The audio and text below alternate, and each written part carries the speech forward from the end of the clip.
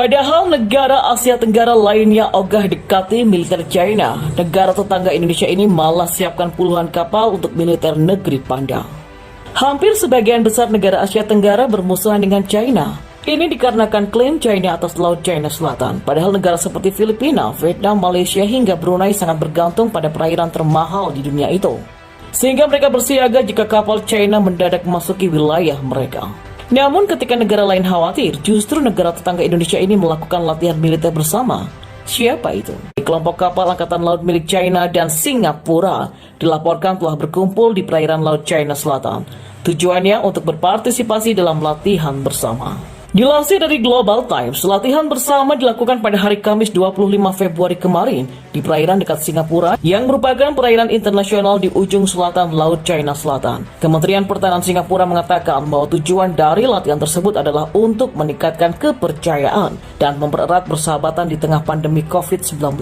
Dilaporkan bahwa Angkatan Laut China mengirimkan kapal perusak berpeluru kendali Guiyang dan fregat berpeluru kendali Zhaozhuang. Keduanya merupakan bagian dari Satgas Pengawal ke-36 Angkatan Laut. Sementara itu, Angkatan Laut Singapura diwakili oleh fregat siluman dari kelas Formidable, RSS Interpret, dan kapal misi pesisir dari kelas Independence, RSS Sovereignty. Latihan militer tersebut berfokus pada upaya operasi komunikasi, gerakan formasi, serta pencarian dan penyelamatan bersama. Peneliti senior di PLA Naval Military Studies Research Institute Zhang Junse mengatakan kepada Global Times bahwa latihan bersama tersebut telah memperkuat interaksi persahabatan antara Angkatan Lautan China dan Singapura. Lebih lanjut, latihan militer bersama kedua negara juga bertujuan untuk menjaga keamanan dan stabilitas kawasan. Zhang mengungkapkan, latihan ini mempromosikan saling pengertian, meningkatkan kepercayaan, dan meletakkan dasar yang baik untuk lebih memperkuat kerjasama keamanan maritim. Zhang mengatakan subjek penting dari latihan ini adalah pencarian dan penyelamatan bersama. Ia menyoroti Laut China Selatan sebagai jalur pelayaran internasional yang penting dengan 100.000 kapal dari berbagai negara melewatinya setiap tahun. Bukan cuma itu, Zhang juga turut melihat besarnya potensi bencana alam di samping kecelakaan akibat kesalahan manusia. Untuk itulah, militer dari semua negara punya tanggung jawab untuk melakukan operasi pencarian dan penyelamatan di laut. Jika ada bencana maritim di Laut China Selatan di masa nanti, maka Angkatan Laut China dan Singapura dapat bersama-sama melakukan operasi pencarian dan penyelamatan serta menjaga navigasi yang aman di Laut China Selatan, ungkap Zhang kepada Global Times pada Kamis kemarin. Eropa ikut-ikutan di Laut Cina Selatan, menanti tanggapan Beijing.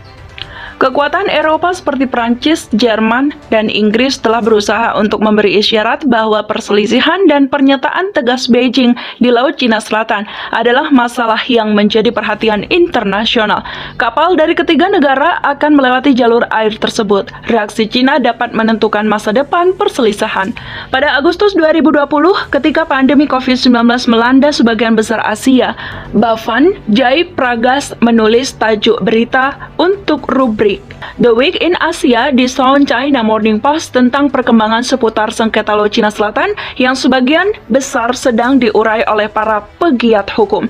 Pada saat itu, orang-orang seperti pakar hukum kelautan Vietnam, Trang Pham, mengatakan kepada Bhavan Jaipragas dari South China Morning Post untuk memantau dengan cermat negara mana yang mengeluarkan nota verbal atau catatan diplomatik ke Perserikatan Bangsa-Bangsa terkait dengan klaim 9 garis putus-putus Cina.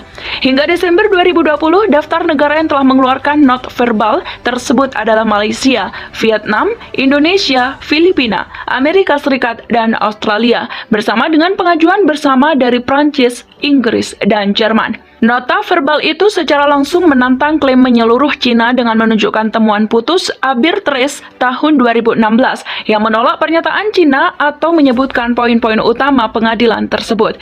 Melihat ke belakang, sangat tepat bahwa pakar Asia Tenggara seperti Trang Pham dari Vietnam bersikeras bahwa para penggugat klaim dan pihak-pihak berkepentingan yang terlibat dalam perselisihan Laut Cina Selatan tidak pernah melupakan masalah itu hanya karena krisis kesehatan global, pandemi COVID-19. Sebaliknya, meskipun pertempuran not verbal itu tidak menimbulkan kecemasan di antara para diplomat, setiap kali terjadi nyaris bentrokan angkatan laut di perairan yang disengketakan, serangkaian not verbal itu sangat signifikan. karena pesan yang hampir bersatu dari negara-negara yang mengeluarkannya. Inti dari catatan tersebut adalah pernyataan bahwa temuan putusan arbitris pada 2016 yang timbul dari kasus yang diajukan oleh Filipina terhadap China adalah bagian dari hukum internasional. Mungkin suatu hal yang merangkum pandangan pemerintah berbagai negara adalah Presiden Filipina Rodrigo Duterte. Pada September 2020, Duterte mengatakan putusan tersebut sekarang menjadi bagian dari hukum internasional, melampaui kompromi dan di luar jangkauan pemerintah yang lewat untuk mengecilkan, mengurangi, atau mengabaikan. Bhavan Jaipragas dalam opininya di South China Morning Post mengenang serangkaian perkembangan tersebut karena dalam beberapa pekan terakhir Jaipragas telah memikirkan kemungkinan masa depan perselisihan tahun ini. Selama 8 pekan terakhir, Bhavan Jaipragas dalam opininya di South China Morning Post bertaruh bahwa aktivitas di perairan bergejolak itu adalah oleh negara-negara kekuatan luar selain China dan Amerika Serikat dapat menjadi fokus utama pada 2021. Negara-negara kekuatan Eropa seperti Prancis, Jerman, dan Inggris telah berusaha untuk memberi sinyal bahwa perselisihan laut dan pernyataan tegas China di wilayah tersebut adalah masalah internasional bukan regional. China pada gilirannya menganggap indikasi tindakan mereka didalangi oleh Amerika Serikat. Namun, kekuatan Eropa tampaknya tidak terganggu oleh anggapan China itu. Pada awal Februari 2021, Prancis menyatakan sebuah kapal selam nuklir telah menyelesaikan patroli di Laut Cina Selatan. Sejumlah laporan mengatakan kapal fregat Sarkov dan kapal serbu amfibi Tonnerre akan menyeberangi perairan itu sebanyak 2 kali dalam misi selama 3 bulan yang sedang berlangsung. Tindakan lain yang juga dalam pengerjaan adalah kemungkinan kapal fregat Jepang melewati perairan dalam misi yang akan mencakup persinggahan pelabuhan di Australia dan Korea Selatan. Nikkei Asia melaporkan pada Januari 2021. Suatu hal yang disoroti dari ini kemungkinan besar adalah penempatan armada andalan Angkatan Laut Kerajaan Inggris kapal induk HMS Queen Elizabeth di perairan bergejolak itu tahun ini. Bhavan Jaipragas menyimpulkan di South China Morning Post berdasarkan pemahamannya dari sumber-sumber Asia Tenggara, sebagian besar kawasan menyambut baik misi masa damai itu karena mereka memberikan kepercayaan pada posisi bahwa Laut Cina Selatan bukanlah perairan kedaulatan satu negara. Reaksi China dapat menentukan nada dan suasana sengketa tahun ini.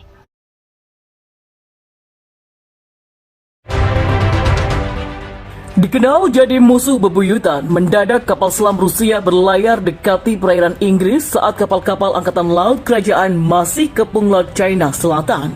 Ada apa? Rusia dan Inggris dikenal tak pernah akur.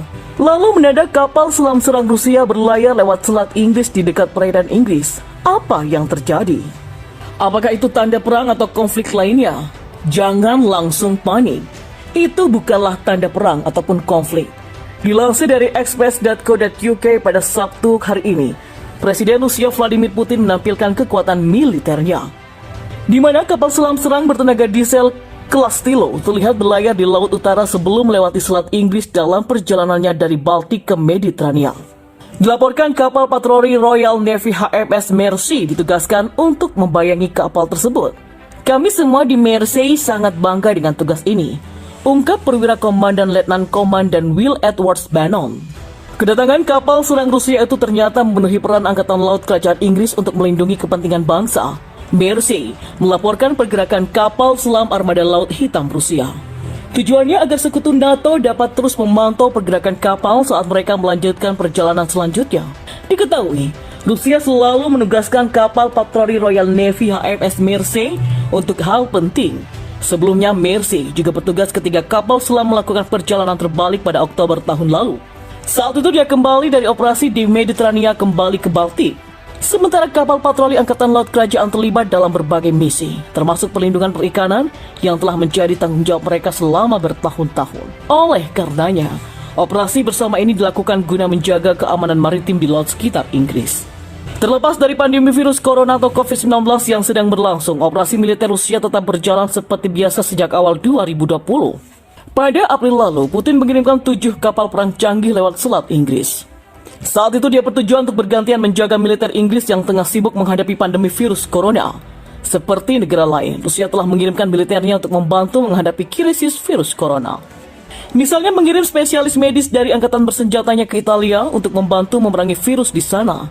Namun NATO memperingatkan bahwa tidak boleh ada latihan tempur utama di sana. Dan sepertinya militer Rusia menyetujuinya.